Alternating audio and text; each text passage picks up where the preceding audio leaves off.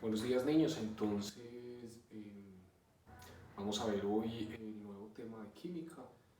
Ya les había enviado pues como las guías, digamos como una introducción al conocimiento de lo que vamos a trabajar. Es un tema que como yo les había dicho que implica un poco de cálculos matemáticos, pero la idea es que no nos asustemos porque no tiene pues como digamos mucha dificultad y todo lo que vamos a hacer pues va a ser manejo de calculadora. Entonces el tema nuevo que vamos a ver se llama equilibrio en soluciones iónicas y a partir de ello pues vamos a ver pH y pOH.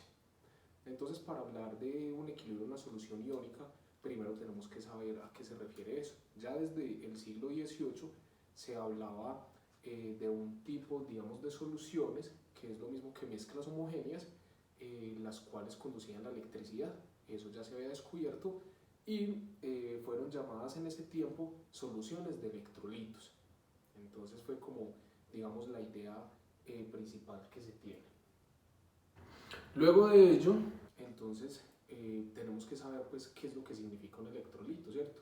Y esto equivale a aquellas sustancias que son capaces de disociarse, es decir, de convertirse en suciones equivalentes. Por ejemplo, yo tengo, digamos, el HCl, el ácido clorhídrico, ustedes ya lo conocen muy bien. Si es capaz de disociarse, quiere decir que se puede convertir en suciones, equivalentes a ¿qué? A hidrógeno más cloro, ¿cierto? ¿Cuáles serían los iones? Pues el hidrógeno obviamente es menos electronegativo, por lo tanto el hidrógeno va a perder electrones y va a quedar cargado positivamente, mientras que el cloro, para completar su octeto, va a ganar un electrón y va a quedar cargado negativamente. Entonces ahí vamos a tener un electrolito.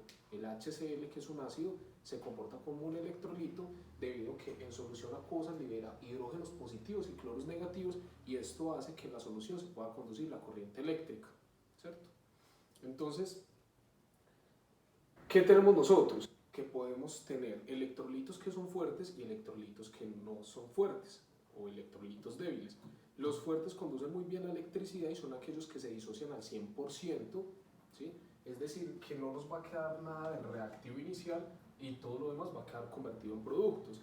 Mientras que los electrolitos débiles, lo que va a suceder es que este reactivo se va a convertir en productos y va a buscar un equilibrio. Es decir, que estos reactivos estos productos son capaces de asociarse nuevamente y convertirse nuevamente en el reactivo inicial.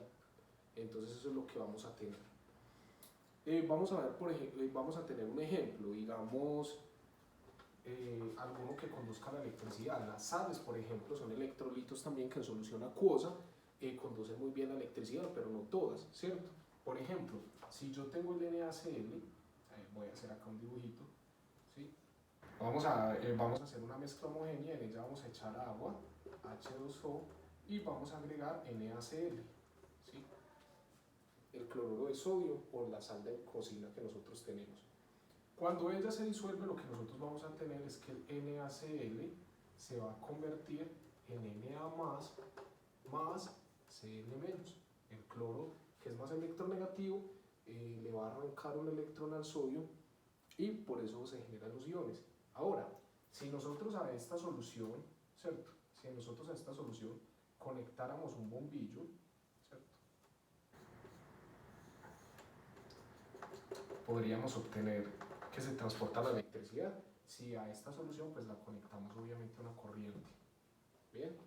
Pero otro caso como una sal como la AgCl, ¿cierto? Que es el cloruro de plata, también nos va a generar iones, que sería Ag más Cl menos, ¿cierto? Ag más Cl menos, pero aquí tenemos algo y es que esta reacción es reversible, por eso ponemos aquí una flecha, ¿cierto? Recuerden que esta flecha significa produce, pero en este caso también va en la dirección contraria. ¿Qué quiere decir?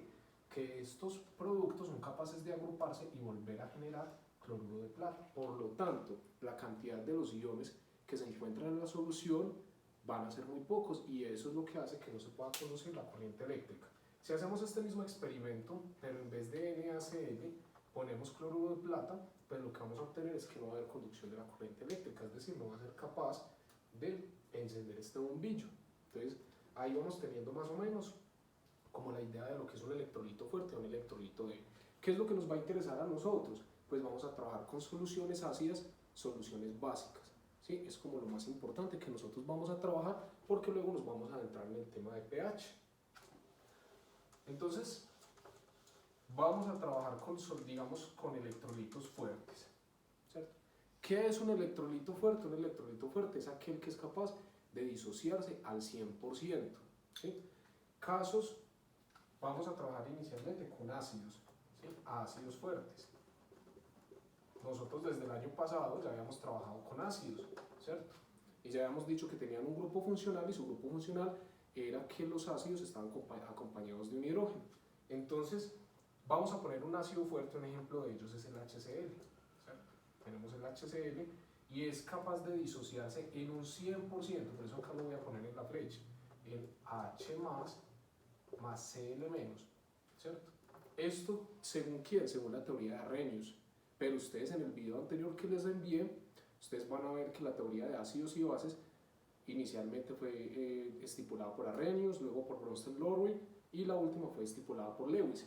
Esta es una clásica de Arrhenius, pero nosotros también podríamos decir que HCl, ¿cierto? Más H2O, porque es donde hacemos la reacción, me va a producir H3O más Cl menos, ¿cierto? Es la misma reacción, lo que pasa es que aquí, según la teoría de Arrhenius, nos dice que un ácido es aquel que libera hidrógenos o hidrogeniones o iones hidrógeno en el medio acuoso. Mientras tanto, Bronsted-Lowry nos dice que hay incapacidad de que exista este hidrogenión, porque recuerden ustedes que si el hidrógeno tiene solo un electrón y lo entrega, pues entonces digamos que quedaría simplemente un átomo con un protón y un neutrón, entonces no tendría mucho sentido. Por eso aparece también esta teoría para explicar la disociación de sales, que ahí no se podría determinar si es digamos un ácido o una base, puesto que las sales no tienen hidrógeno y no tienen hidroxilos, o sea el compuesto OH. Bien, hasta ahí tenemos el ácido fuerte, ¿cierto? Se disocia en un 100%, ¿qué quiere decir? Que solamente va en esta dirección y que siempre en el medio, después de que nosotros llevemos esto en una solución acuosa, lo único que vamos a encontrar son iones y por ello conducen muy bien la electricidad, ¿sí? Ahora, las bases fuertes, ¿cierto? Vamos a ver bases fuertes. Recordemos que digamos, el grupo funcional de las bases es que tiene un grupo de hidroxilo, es decir, OH. Entonces, por ejemplo, podemos tener el aluminio, ¿no? Aluminio OH3, que sería el trióxido de aluminio.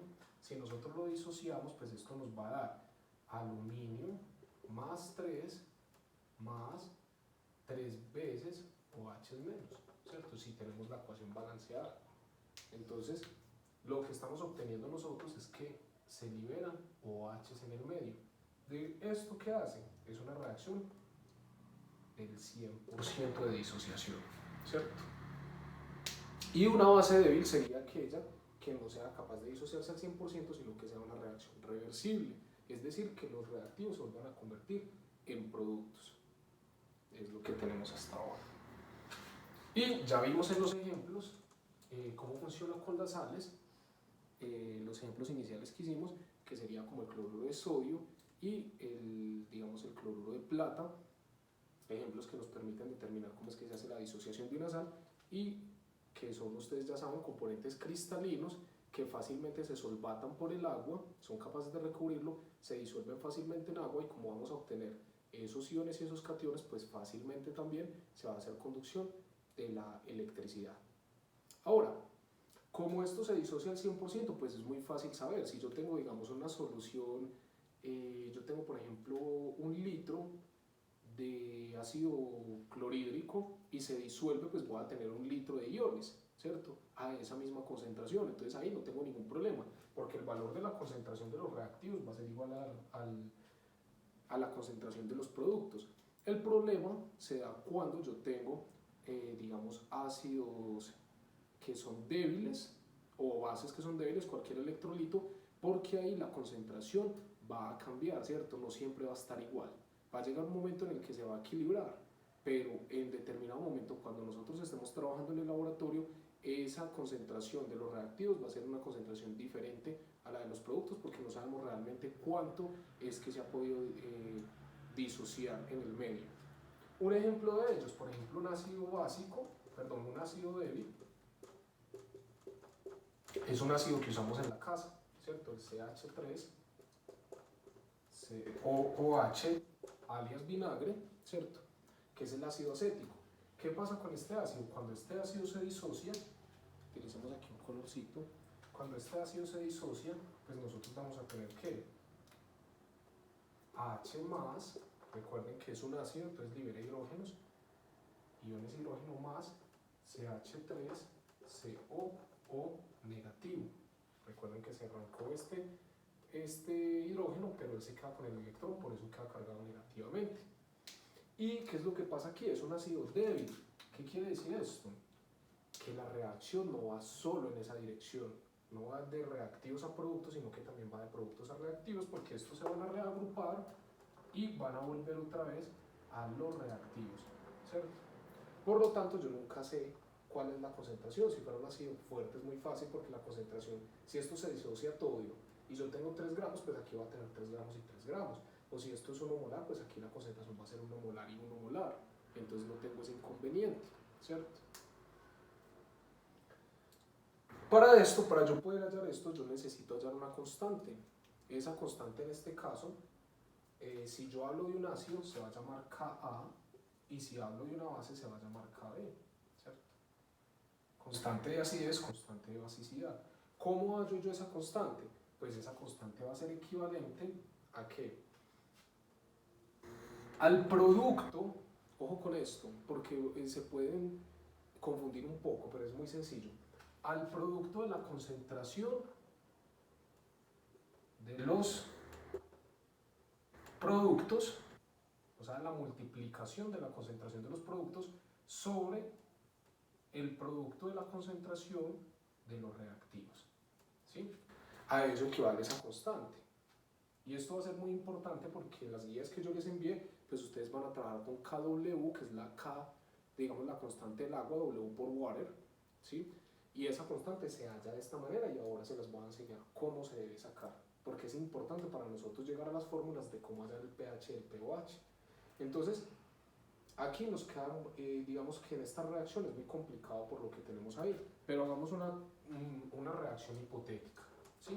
Una reacción hipotética donde nosotros pongamos a reaccionar A más B me va a producir C más D, ¿cierto? Entonces, multiplicación de la concentración de los reactivos, de los productos. ¿Cuáles son los productos? C y D. Entonces aquí voy a poner C y D, y aquí sobre la concentración de los reactivos, que serían A y B, ¿sí? Así se halla la constante de acidez. Ahora, si por ejemplo yo tuviese que de A tengo 2 moles, después de balancear, entonces yo aquí en la K debo elevar esto al cuadrado, ¿sí? Y si yo tuviese, por ejemplo, ¿cierto? Es hipotético lo que estoy diciendo. Si D tuviera 3 moles aquí, pues aquí tendría que ir 3 moles pues a la potencia 3 o al cubo. Y así hallaríamos la constante de acidez para poder determinar luego con esa constante cuál es la concentración de los reactivos en determinado momento cuando se equilibre esta reacción, especialmente cuando trabajamos con ácidos débiles y con bases débiles. Entonces, hasta ahí vamos pues como bien.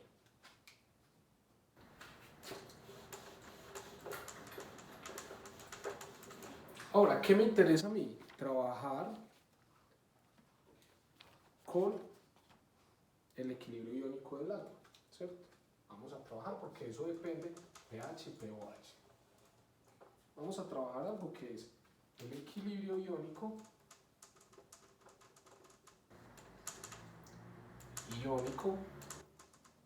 del agua, que ahí es desde donde yo les mandé en las guías, ¿cierto? ¿Qué tenemos nosotros? Pues podemos tener 2 reacciones dependiendo de la teoría a la que nosotros nos queramos acercar. La más sencilla es la de Arrhenius, ¿cierto? Que me diría a mí que el H2O va a disociar el agua.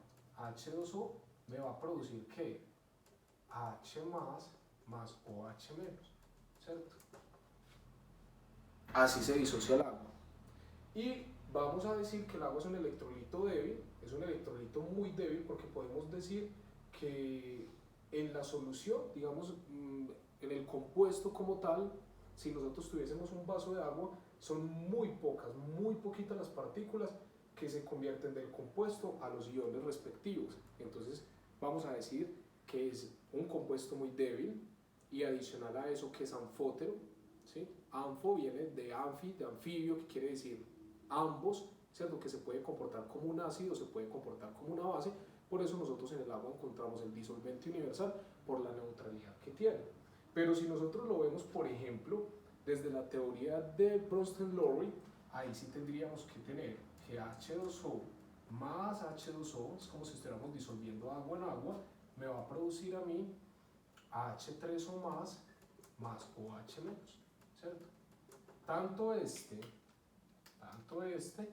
como este se van a llamar hidrogeniones o iones de hidrógeno y van a ser muy importantes porque estos dos son los que van a decidir y me van a definir el pH de cada una de las sustancias, dependiendo de la cantidad de estos que se encuentre en el ambiente, ¿sí? Entonces por eso es importante.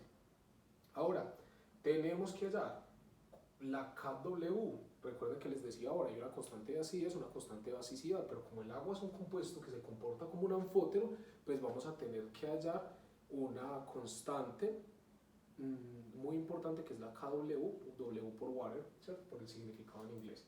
Entonces, cualquiera de estas dos, vamos a poder encontrar pH, que sería el potencial de hidrogeniones, o pH3 o más, pero significa lo mismo, ¿cierto? Entonces ahí no vamos a tener ningún inconveniente. Ahora, ¿qué tenemos nosotros? Vamos a trabajar, vamos a hallar la constante. Utilicemos entonces la teoría de Bronsted-Lowry para que nos pueda dar. Les acabo de decir cómo se halla la constante. Entonces yo puedo decir que la K, constante de acidez, en este caso no tenemos, no podemos decir constante de acidez porque se comporta como un anfótero, disculpen, pero entonces para hallar la constante hacemos el cálculo que dijimos ahora, que es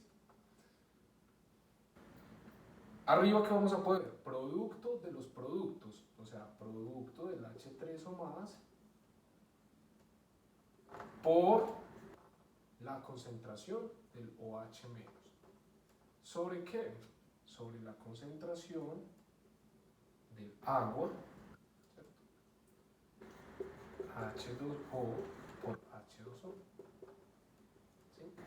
Concentración de productos sobre concentración de reactivos. Ahí lo tenemos. Como no tenemos moles en ninguna, entonces por eso no tenemos ningún tipo de potencia ahí. ¿Sí? Ahora, ¿qué tenemos nosotros? Que si nosotros multiplicamos esto por esto, pues me va a dar agua al cuadrado. Y lo podemos hacer. Entonces tendríamos que K es igual a la concentración de hidrogeniones por la concentración de hidroxilos, vámonos acostumbrando a estos nombres, no decir H3 o más o no decir OH menos, sobre H2O al cuadrado, ¿cierto? Estamos hablando de la concentración del H2O al cuadrado, porque multiplicamos este por este. Muy bien, ahora podemos hacer un despeje y decimos que K, la constante, por este está multiplicando, lo voy a pasar después del igual y me pasa, perdón, está dividiendo, lo voy a pasar después del igual a multiplicar. Entonces me quedaría H2O al cuadrado igual a ¿qué? A la concentración de hidrogeniones por la concentración de hidroxilos. ¿Sí? ¿Y qué tenemos aquí? Pues aquí es donde nace la KW, porque se hicieron los cálculos matemáticos y pudieron determinar que multiplicar la constante por la concentración del agua al cuadrado, eso dio lugar a una constante que se llama la KW, que es la constante del agua, ¿cierto? Esa constante del agua se definió que es igual a 1.0 por 10 a la menos 14. ¿Sí? Y ojo con esto que es muy importante, porque entonces, si KW, si esto es igual a KW y KW es igual a 1.0 por 10 a la 14, yo tengo que continuar con la fórmula y decir que 1.0 por 10 a la 14 es igual a la concentración de H3 o más por la concentración de OH menos. ¿Sí? Y esto es muy importante porque miren, esta fórmula de aquí abajo me va a permitir hacer un despeje para yo poder determinar cuánto me va a equivaler el H3 o más de una solución y cuánto me va a equivaler el OH menos de una solución cualquiera, ¿sí? Entonces es bastante importante. Ya tenemos eso. Entonces ahí como que voy a acercar un poquito aquí el teléfono para que miremos, y si quieren me pueden dar una pausa ahí para que ustedes vayan mirando. Recuerden que aquí tenemos la constante del agua, ¿cierto? Para el agua. Entonces es el producto de los productos, H3 o más por OH menos, sobre el producto de los reactivos, que es H2O por H2O. ¿Qué tenemos aquí? Tenemos entonces que si tenemos H2O por H2O, nada, H2O al cuadrado, y lo que hacemos es que está dividiendo aquí, lo pasamos a multiplicar como lo tenemos acá. Como les decía, la constante por el cuadrado de la concentración del agua se define como kW, y está definido kW como 1.0 por 10 a la menos 14 molar, una concentración. Entonces, ¿qué tenemos nosotros? Tenemos H3 o más por OH menos. Y ojo, porque esta va a ser la fórmula clave. Aquí vamos a poder despejar para hallar la concentración de hidrogeniones y la concentración de hidroxilos, que más adelante nos va a servir a nosotros para poder determinar el pH y el pOH de cualquier solución que se encuentre en el agua, ¿cierto? Porque tenemos un error de decir que el pH va desde 1 hasta 14, pero va de 1 hasta 14 por esta constante, ¿cierto? Por este valor que es la KW, que es del agua. Pero si yo hiciera disoluciones, digamos en un ácido, como el ácido acético, pues la concentración es diferente y podríamos tener pHs de 20 o pHs de menos 1, ¿cierto? O por debajo de 1. Pero normalmente la escala que estamos utilizando es basada en la KW. Entonces voy a borrar aquí porque aquí vienen las fórmulas que son importantes para la realización del taller que estamos haciendo, ¿sí? Parte de aquí, ¿qué tenemos nuevamente entonces? Ya sabemos que 1,0 por 10 a la menos 14 es igual a la concentración de hidrogeniones por la concentración de hidroxilos. Y mira, esto es lo importante. Si ya tenemos esto permite que nosotros podamos hacer aquí una fórmula para esto y una fórmula para esto. Simplemente despejar. Despejemos OH. ¿Qué está haciendo H3 o más? Multiplicando pasa a dividir. Entonces, ¿cómo nos quedaría?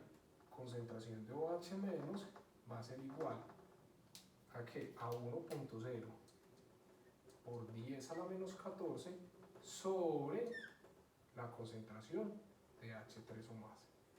Miren lo sencillo. Y entonces la concentración de H3 o más va a ser igual a ¿qué? Esto está multiplicando, necesito bajar esta variable sola, entonces pasa a dividir y me quedaría 1,0 por 10 a la menos 14 sobre concentración de OH menos. Entonces yo debo tener alguno de los dos, ¿cierto? Es una forma de hallar el pH. Entonces hasta ahí como vamos. Bien.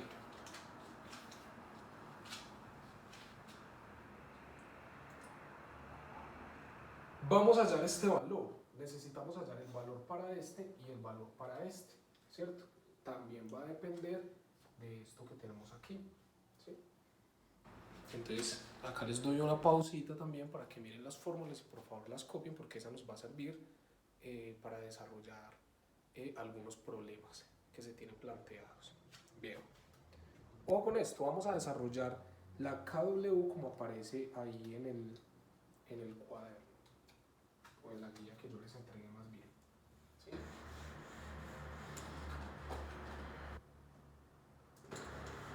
Ustedes ya trabajaron cuadrática, entonces